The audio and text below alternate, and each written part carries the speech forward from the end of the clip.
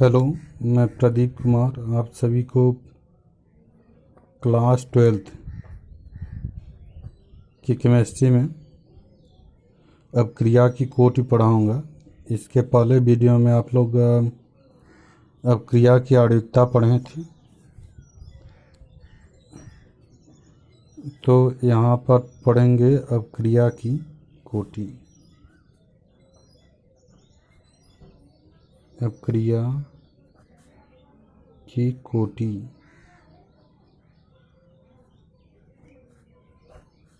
तो अब क्रिया की कोटि में अब क्रिया की आणविकता में हम लोग पढ़े थे कि अभिकारक अणुओं की संख्या को उस सब क्रिया की कोटि कहलाती हैं, या वो सब क्रिया की कोटि कहते हैं। तो यानी कि जिस सब क्रिया में जितने अणु होंगे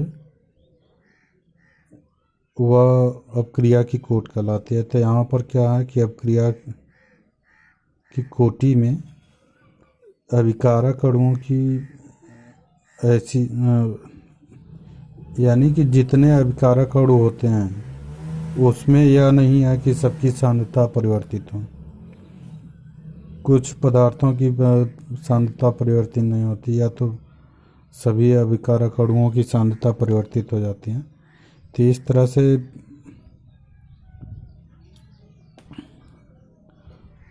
यानी कि अब क्रिया की कोटि वही होती है कि जिस पदार्थ की सांद्रता परिवर्तित होती है उसकी कोटि उतनी ही होती है, चाहे उसमें 2 अणु हों 4 अणु हों, उससे मतलब नहीं है। लेकिन जिस पदार्थ की अगर एक पदार्थ की सांद्रता परिवर्तित होती है तो अब क्रिया की कोटि 1 होगी। 2 पदार्थ की सांद्रता परिवर्तित हो रही है तो अब क्रिया की कोटि 2 होगी। यदि 3 पदार्थ की सांद्रता परिवर्तित हो रही है तो अब क्रिया की कोटि 3 होगी। अगर एक भी पदार्थ की सांद्रता परिवर्तित नहीं हो रही है तो अब क्रिया की कोटि क्या हो जाएगी? 0 हो जाएगी।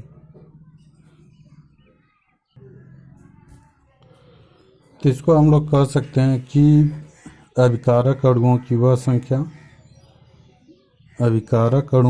संख्या जिनका सांद्रण रासायनिक परिवर्तन के बाद परिवर्तित होता है या रासायनिक परिवर्तन के फलस्वरूप परिवर्तित होता है, तो अब क्रिया की कोटि कहलाती है।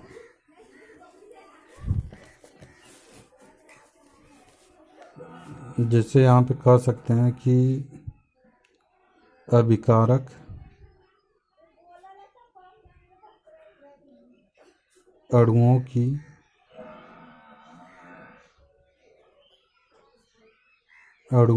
वह संख्या अभिकारक अणुओं की वह संख्या जिनका सांद्रण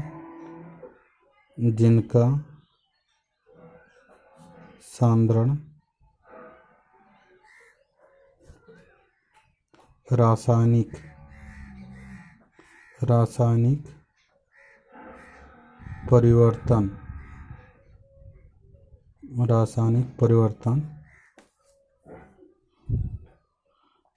के परिणाम स्वरूप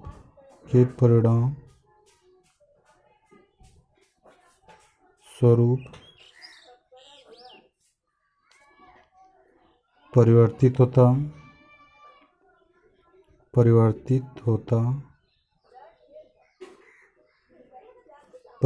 होता है।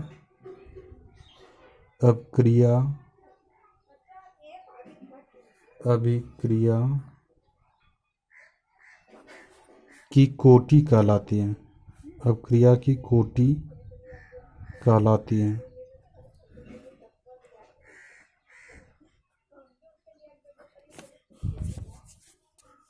तो इसमें अभिकारक अणुओं की वह संख्या जिनका सांद्रण रासायनिक परिवर्तन के परिणाम स्वरूप परिवर्तित होती है अब क्रिया की कोटि कहलाती है। तो यानी कि जिस पदार्थ का सांद्रण अगर परिवर्तित नहीं होता तो उसकी कोटि नहीं ली जाएगी, और जिस पदार्थ का सांद्रण परिवर्तित होगा उसी पदार्थ की कोटि ली जाती है। तो यहाँ पर है माना, अगर कोई अपक्रिया है तो माना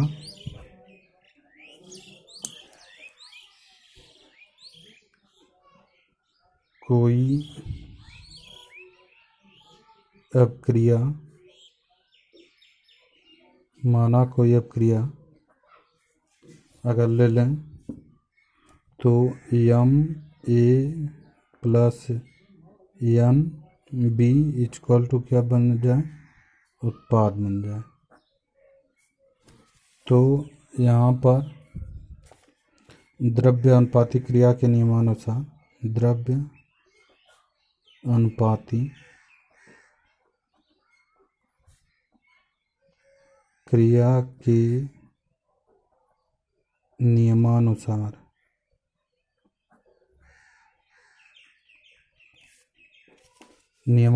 हो जाएगा कि अभिक्रिया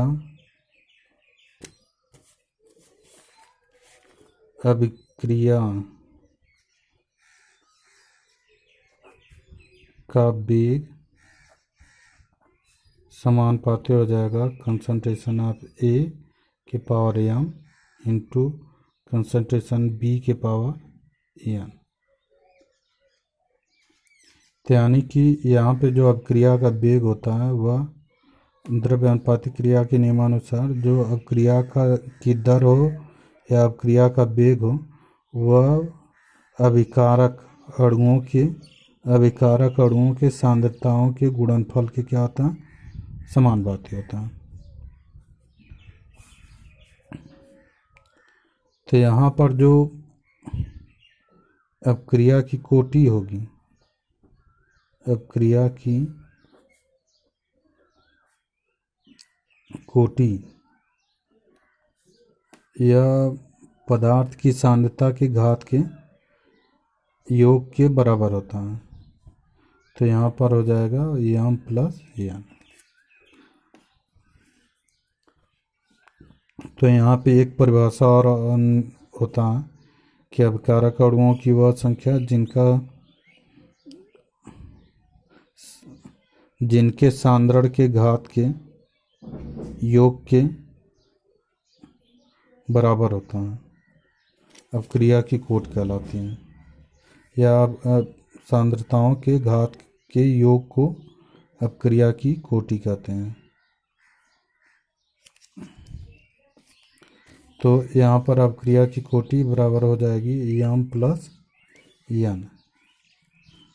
तो एम क्या है, घातों की संख्या है, एम तथा एन यह क्या है, अणुओं की संख्या, अणुओं की संख्या।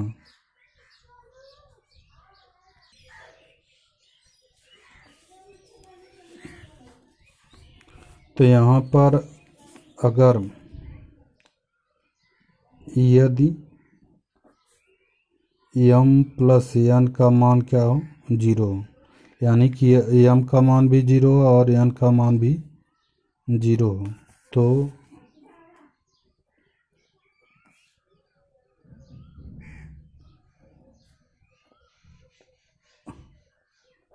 अपक्रिया की कोटि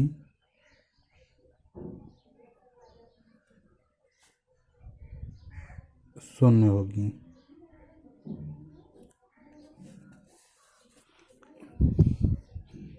अर्थात शून्य कोटि की अपक्रिया कहलाएगी। यह पहला आ जाएगा। दूसरा, यदि एम प्लस एन का मान क्या हो, 1 हो, यदि एम प्लस एन का मान क्या हो, 1 हो, तो यह हो जाएगा प्रथम कोटि की अपक्रिया।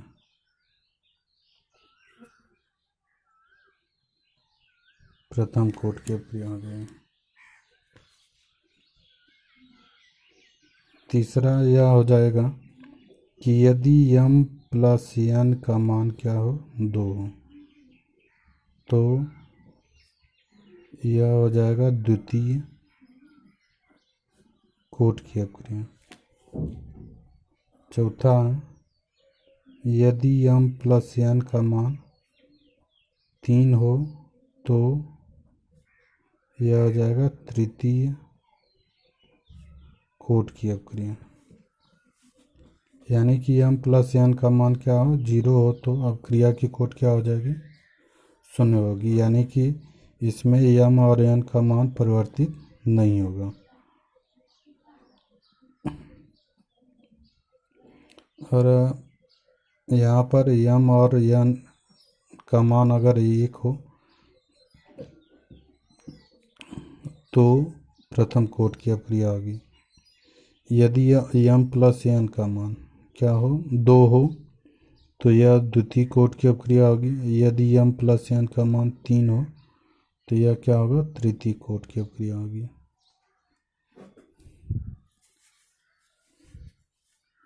तो इस तरह से देखते हैं तो यहाँ पर जो अपक्रिया की कोटि होगी वह 0 भी हो सकती है।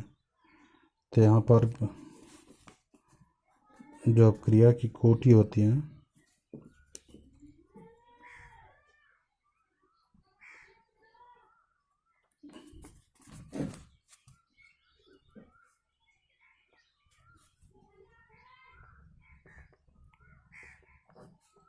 अपक्रिया की कोटि 0 भी हो सकती है, 0, पूर्णांक, ऋणात्मक,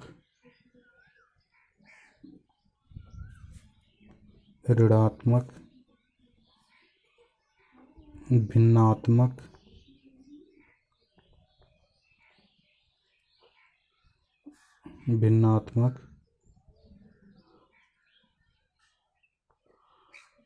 कुछ भी हो सकती है। तो जो अपक्रिया की कोटि होगी वह 0 भी हो सकती है, पूर्णांक भी हो सकता है, ऋणात्मक भी हो सकता है, भिन्नात्मक भी हो सकता है, यानी कि कुछ भी हो सकता है। और अपक्रिया की कोटि जैसे आणविकता है उसमें तो देख के बता सकते हैं कि अपक्रिया की आणविकता कितनी होगी।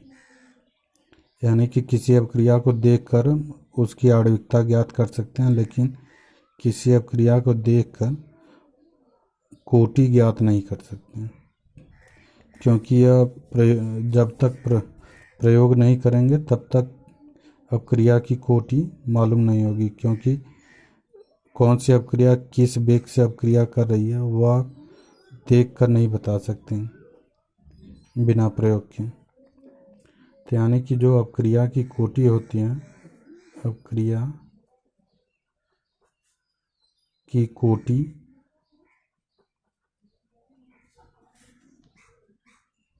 वो प्रयोगों द्वारा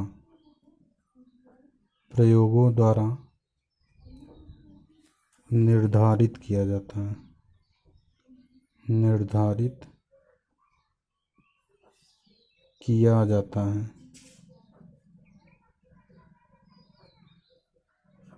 यानी कि जो अपक्रिया की कोटि होगी वह प्रयोगों द्वारा निर्धारित किया जाता है, न कि किसी अपक्रिया को देख के उसके वेग का पता लगा सकते हैं। और कौन सा पदार्थ किस पदार्थ की सांद्रता परिवर्तित हो रही है वह अपक्रिया को देखकर नहीं बता सकते।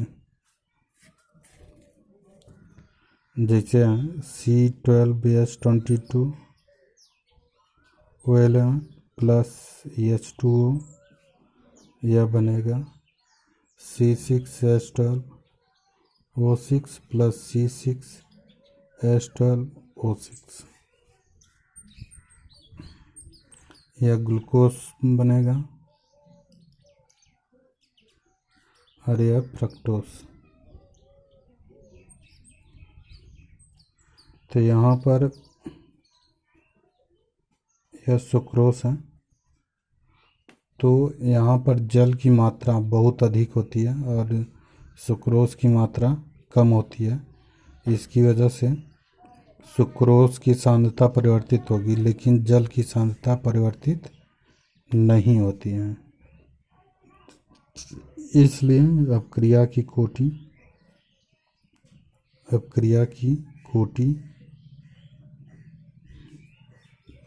1 होगी, जबकि अपक्रिया की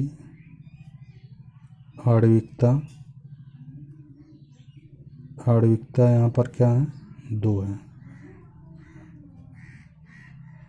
तो यानी कि अपक्रिया की कोटि क्या होगी, 1 होगी, और आणविकता क्या होगा, 2 होगा।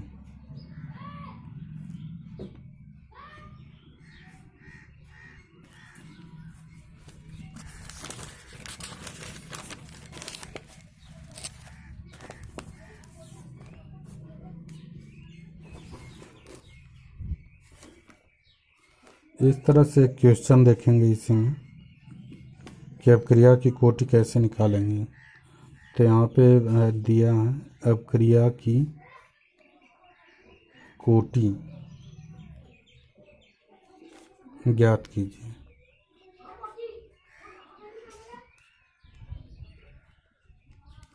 अपक्रिया की कोटि ज्ञात कीजिए। पहला दिया है इसमें वेग दिया है, वेग बराबर k into concentration of A के पावर 1/2 इंटू कंसंट्रेशन बी के पावर 3/2। और दूसरा क्वेश्चन है इसी में वेग बराबर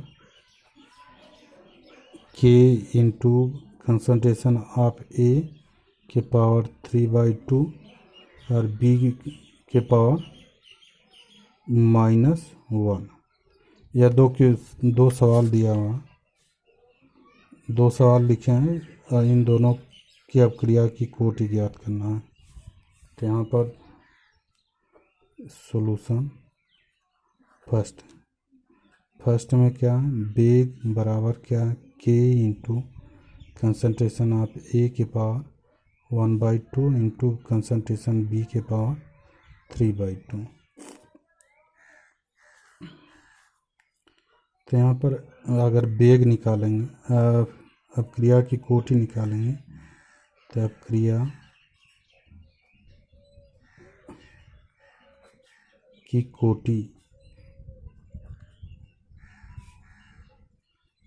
की कोटि निकालेंगे तो यहाँ आपके पावर क्या है, 1/2 है, और यहाँ की पावर क्या है, 3/2 है। तो m प्लस n यानी कि इन दोनों को जोड़ देंगे, 1/2 प्लस 3/2, तो यह हो जाएगा 2।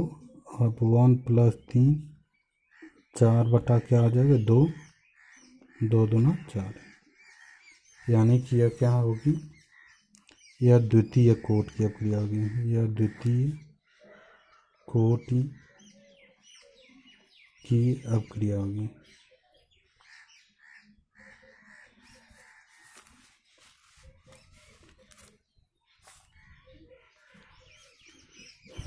इसी तरह से सॉल्यूशन दूसरा निकालेंगे। तो यहाँ पर देख रहे हैं, यह घात को जोड़ दिया जा रहा है, जोड़ने पर जो प्राप्त होगा वह कोटि निर्धारित करेगा। तो यहाँ पर 2 आया है, तो यानी कि इसकी कोटि क्या होगी, 2 होगी। और यहाँ पर सॉल्यूशन दूसरा है, तो यहाँ पर दिया वेग बराबर k into concentration of A के पावर 3/2 इंटू बी के पावर -1। तो यहाँ पर होगा अभिक्रिया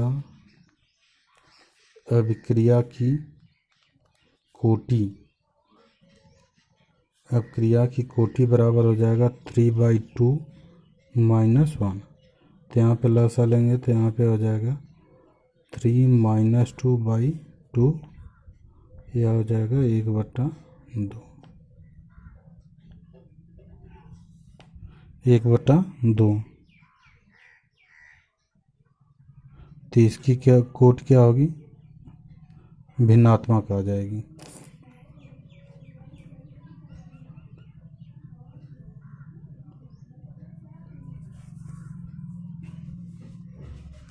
तो इस तरह से हम लोग देखें कि अपक्रिया की कोटि कैसे निकालते हैं और अपक्रिया की कोटि क्या होती है।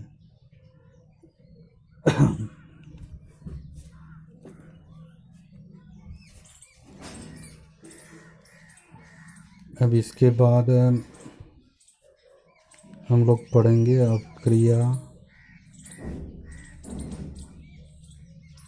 अभिक्रिया की आणविकता,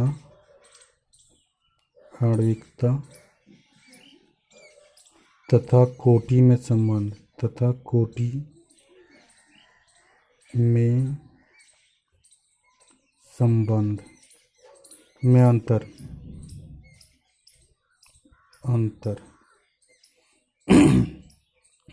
अपक्रिया की आणविकता तथा कोटि में अंतर।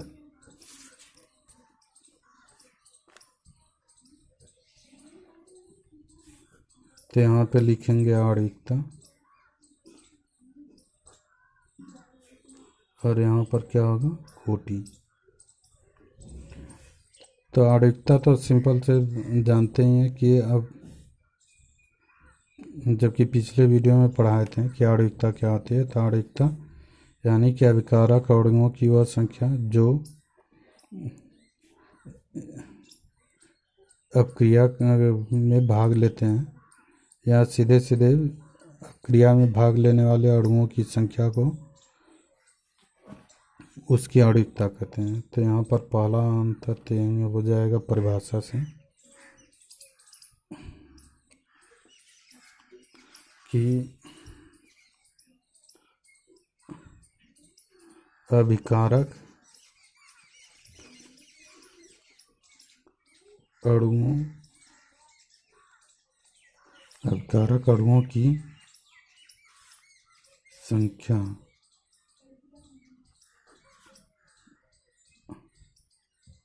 उसकी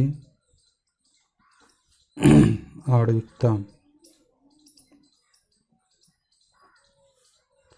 कहलाती है।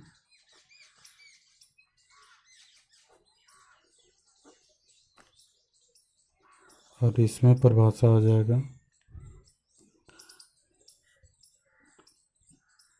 कि अभिकारक अणुओं की वह संख्या जिनका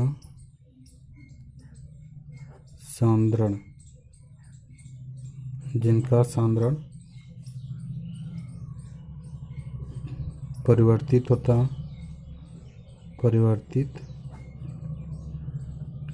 है, कोटि कहलाती है।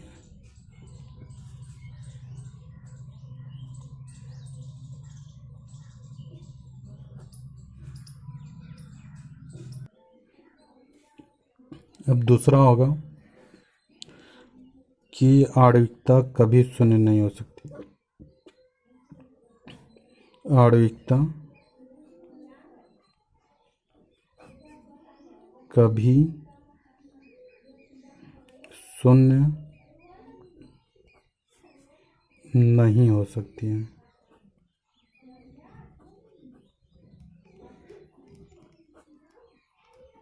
आणविकता कभी शून्य नहीं हो सकती क्योंकि जब भी अपक्रिया होगी तो उसमें कुछ न कुछ पदार्थ होंगे, तो उसकी आणविकता उतनी होगी। और जो कोटि होगा वह शून्य हो सकता है। कोटि शून्य हो सकता है। कोटि क्या हो सकता है, शून्य हो सकता है।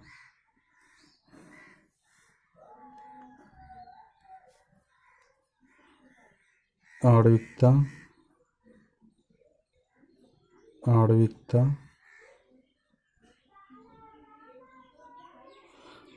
आणविकता ऋणात्मक भिन्नात्मक ऋणात्मक भिन्नात्मक नहीं हो सकता।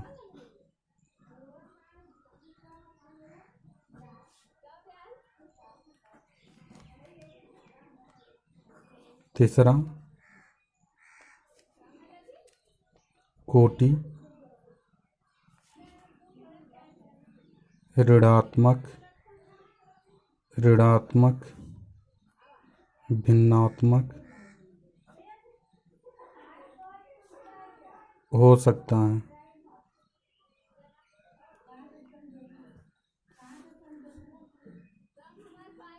चौथा है, यानी कि यह आणविकता हमेशा पूर्णांक होगी, यानी कि ऋणात्मक नहीं हो सकता, ना ही भिन्नात्मक हो सकता है। लेकिन कोटि क्या हो सकता है? ऋणात्मक भिन्नात्मक भी हो सकता है। और आणविकता को देखकर बता सकते हैं। तो आणविकता अनुमान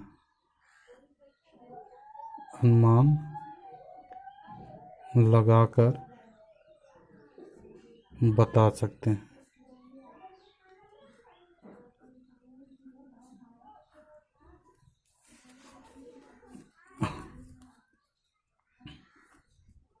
लेकिन कोटि क्या होता है? केवल प्रयोगों द्वारा ज्ञात किया जाता है।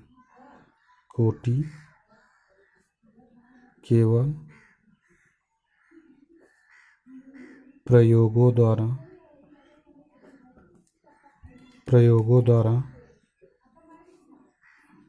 ज्ञात किया जाता है।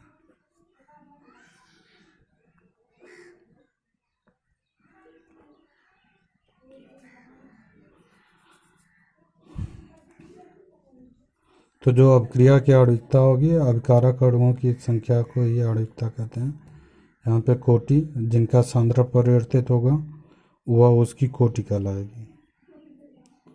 आणविकता कभी शून्य नहीं हो सकती, क्योंकि अगर अपक्रिया होगी तो उसमें कुछ न कुछ पदार्थ अवश्य होंगे, तो उसकी आणविकता हो जाएगी। कोटि शून्य हो सकती है, क्योंकि जिनका सांद्रण परिवर्तित होगा वह उसकी कोटि होती है। लेकिन जिनका सांद्रण परिवर्तित नहीं होगा तो वहाँ पर कोटि क्या हो जाएगी? शून्य हो जाएगी।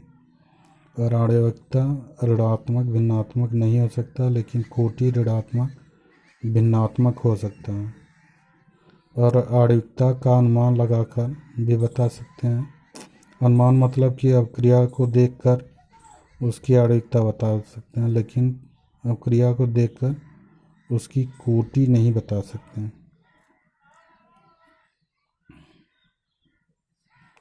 इस तरह से हम लोग समझे कि अपक्रिया की कोटि क्या होती है और आणविकता और कोटि में क्या अंतर हो सकता है। Thank you.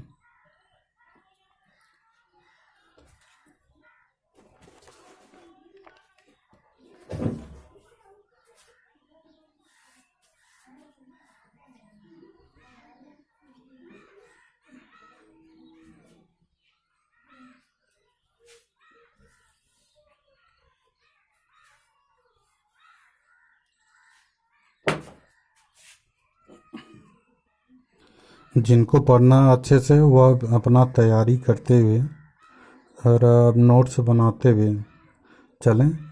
और अगर वीडियो अच्छा लगा हो तो सब्सक्राइब कीजिए, क्योंकि सब्सक्राइब करने पर जो वीडियो बनेगा तुरंत आप लोगों के पास पहुंच जाएगा।